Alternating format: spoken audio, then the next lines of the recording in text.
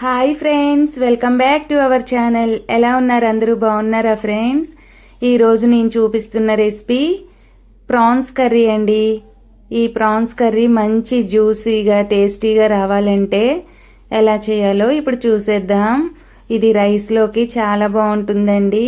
రొయ్యలకి మంచి టేస్ట్ అయితే వస్తుంది.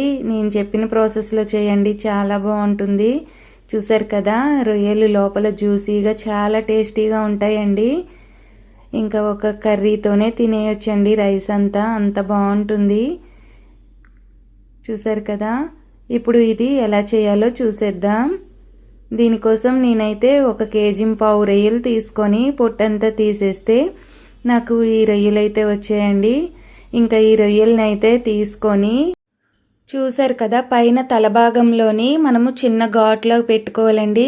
పెట్టుకుంటే మనకి నల్లగా వస్తుంది. దాన్ని ఇలా చేత్తో లాగేస్తే నీట్గా క్లీన్ అయిపోతుందండి. అలాగే రొయ్యలన్నీ కూడా తీసేసి క్లీన్ చేసుకోవాలి.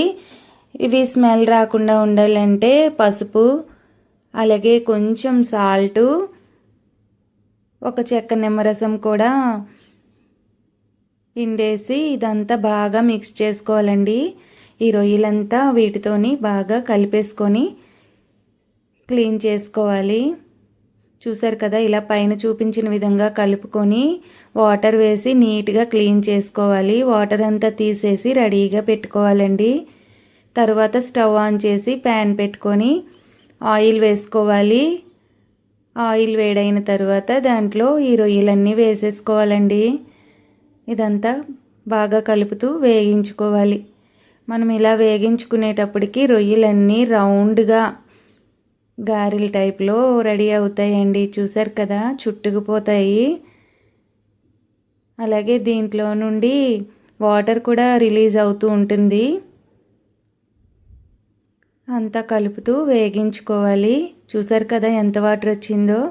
మరి కాసేపు మూత పెట్టి ఉడికించుకుంటే వాటర్ అంతా దగ్గరికి అయిపోతుంది. రొయ్య కూడా బాగా ఉడుకుతుందండి. చూసారు కదా, వాటర్ అంతా పోయింది. ఇప్పుడు మనము ఈ రొయ్యలు అయితే ఒక బౌల్లోకి తీసేసుకోవాలి. ఇలా రొయ్యలన్నీ ఒక బౌల్లోకి తీసేసుకొని మళ్ళీ ప్యాన్ అంతా క్లీన్ చేసేసి మళ్ళీ పెట్టుకోవాలండి. వీటిని పక్కన పెట్టుకొని ప్యాన్లో మళ్ళీ ఒక 3 స్పూన్స్ వరకు ఆయిల్ వేసుకోవాలి. కొంచెం ఆయిల్ ఎక్కువగానే పడుతుంది. అలాగే జీలకర్ర, దాల్చిన చెక్క, లవంగాలు, యాలకులు ఇవన్నీ వేసుకొని వేగించుకోవాలి. బిర్యానీ ఆకు కూడా ఒకటి వేసానండి, ఫ్లేవర్ బాగుంటుందని. ఇవి వేగిన తర్వాత 1 కప్పు వరకు ఆనియన్స్ ముక్కలైతే వేసుకోవాలండి. నేనైతే మీడియం సైజు ఒక 3 ఆనియన్స్ అయితే తీసుకున్నాను. అలాగే ఒక 4 పచ్చిమిర్చి వేసుకొని వేగించుకోవాలి.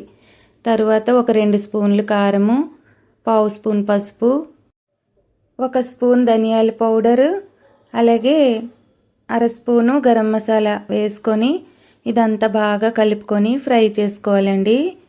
ఈ ఆనియన్స్ అన్నీ బాగా ఎర్రగా వేగాలి. అలా వేగిన తర్వాత మనం వేయించి పెట్టుకున్న రొయ్యలన్నీ వేసేసుకోవాలి. చూసారు కదా, ఇలా రొయ్యలన్నీ వేసేసుకొని కలుపుకోవాలండి. ఇప్పుడు మనం వేసిన మసాలా పౌడర్ ఇవన్నీ రొయ్యలకు పట్టేటట్లుగా అంత బాగా మిక్స్ చేసుకొని కలుపుకోవాలి. ఇలా వేగిన తరువాత దీంట్లో 1 స్పూన్ అల్లం వెల్లుల్లి పేస్ట్ వేసుకోవాలండి. ఈ అల్లం వెల్లుల్లి పేస్ట్ కూడా అంతా కలిసేలాగా బాగా మిక్స్ చేసుకోవాలి. ఈ రొయ్యలకి ఇదంతా మిక్స్ అయ్యేటట్లుగా కలుపుకొని అల్లం వెల్లుల్లి కూడా పచ్చివాసన పోయేలా ఫ్రై చేసుకోవాలండి. ఇదంతా బాగా కలుపుతూ వేగించుకోవాలి. తరువాత దీంట్లో 1 గ్లాస్ వాటర్ వేసుకోవాలండి. ఇప్పుడు ఈ రొయ్యలు వాటరు అంతా మిక్స్ అయ్యేలాగా కలుపుకోవాలి. ఇదంతా బాగా కలుపుకొని మిక్స్ చేసుకోవాలి. అలాగే దీంట్లో ఒక 1/2 స్పూన్ వరకు పెప్పర్ పౌడర్ వేసుకోండి. ఈ పెప్పర్ పౌడర్ వేసుకోవడం వలన రొయ్యల కర్రీ మంచి టేస్ట్ అయితే వస్తుంది. ఇదంతా వేసుకొని కలుపుకొని కాసేపు మూత పెట్టి ఉడికించుకోవాలి. ఇలా మూత పెట్టి ఉడికించుకున్న తర్వాత ఒక 3-4 నిమిషాలు పోయిన తర్వాత ఇలా ఉడుకుతుంది కదా, దీంట్లో కొంచెం కొత్తిమీర వేసి మళ్ళీ కాసేపు మూత పెట్టి ఉడికించుకోవాలి. చూసారు కదా, మనకి రొయ్యలు అయితే బాగా ఉడుకుతున్నాయండి. ఈ టైంలో అయితే కొంచెం కరివేపాకు వేసుకుంటే ఫ్లేవర్ బాగుంటుందండి. ఇక్కడ నాకు అంత ఫ్రెష్గా కరివేపాకు అవైలబుల్గా లేదు కాబట్టి ఉన్నదే వేసేసాను. మళ్ళీ ఒక 2-3 నిమిషాల పాటు మూత పెట్టి ఉడికించుకుంటే మనకి ఈ రొయ్యల్లో నుంచి ఆయిల్ అయితే రిలీజ్ అవుతుందండి. ఈ టైంలో మనం ఒక 2 పచ్చిమిర్చి చీల్చేసి వేసుకోవాలండి. ఈ పచ్చిమిర్చిలో ఫ్లేవర్ కూడా రొయ్యలంతటికి పట్టి కారం కూడా బాగా పడుతుంది. టేస్ట్ కూడా చాలా బాగుంటుందండి. ఇంక ఇదంతా వాటర్ దగ్గరికి అయిపోతే మనకి రొయ్యల కర్రీ అయితే రెడీ అయిపోతుందండి. చూసారు కదా, రొయ్యలు మంచి జ్యూసీగా అయితే తయారయ్యాయి. ఈ ప్రాన్స్ కర్రీ ఇష్టం ఉన్న వాళ్ళు ఒకసారి ఈ విధంగా ట్రై చేయండి ఫ్రెండ్స్. చాలా బాగుంటుంది, టేస్టీగా ఉంటుంది, జ్యూసీగా టేస్టీగా చాలా బాగుంటుందండి. మరి ఎవరైనా ఈ కర్రీ ట్రై చేయకపోతే ట్రై చేయండి ఫ్రెండ్స్. ఎప్పుడూ ఫెయిల్ అవ్వకుండా పర్ఫెక్ట్గా రావాలంటే ఈ ప్రాసెస్లో చేయండి. రొయ్యల కర్రీ చాలా బాగుంటుంది. మరి ఈ వీడియో నచ్చితే లైక్ చేయండి ఫ్రెండ్స్. Thanks for watching.